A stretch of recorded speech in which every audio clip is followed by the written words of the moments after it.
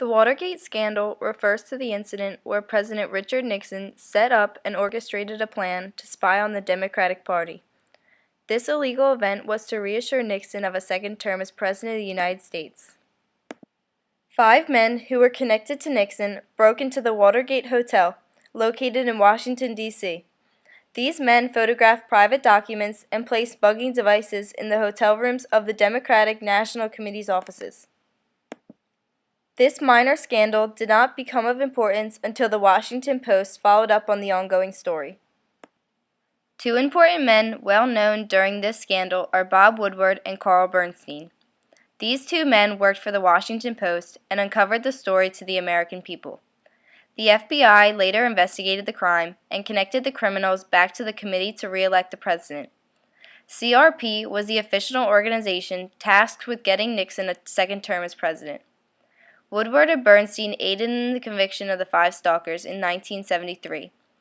Once Nixon won the election again, more men from the Republican Party were convicted as being a part in the scandal, including the Plumbers. The Plumbers' job was to stop the information leaks. Mark Felt, also known as Deep Throat, was a significant factor in the uncovering of this scandal. Felt helped Woodward and Bernstein stay on the right track. He helped by providing information about who knew what and when. The articles written by Woodward and Bernstein sparked a new interest in this case. Nixon soon started to get frustrated and began the cover-up of the scandal.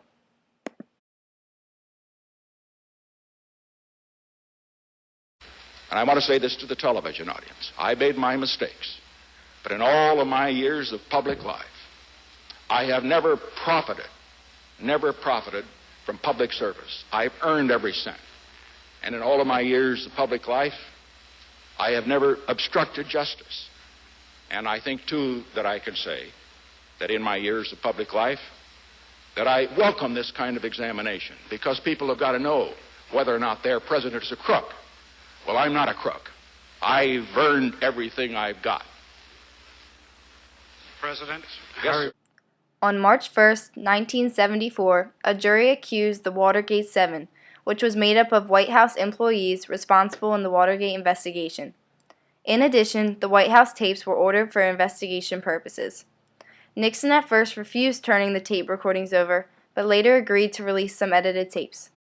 It was almost 2 years ago, in June 1972, that 5 men broke into the Democratic National Committee headquarters in Washington. It turned out that they were connected with my re-election committee, and the Watergate break-in became a major issue in the campaign.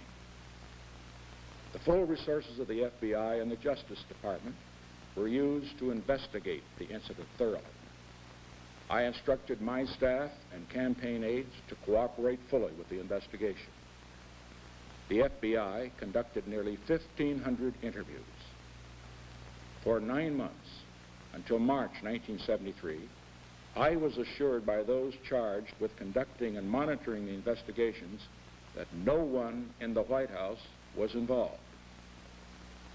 Nevertheless, for more than a year, there have been allegations, insinuations, that I knew about the planning of the Watergate break-in and that I was involved in an extensive plot to cover it up.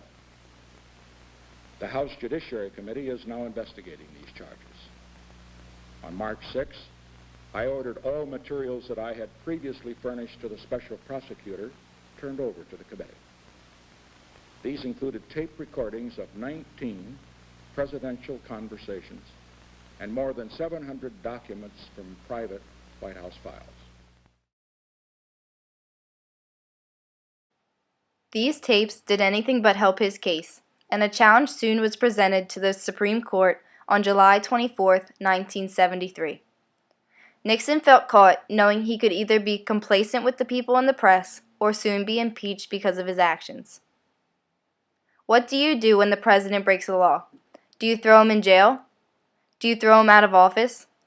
Or is the president allowed to break a law? Before this scandal, he was an intelligent man and worthy president. After this problem, he was thrown out of office in disgrace. On August 8, 1974, Richard Nixon became the first, and so far only, president to resign in office.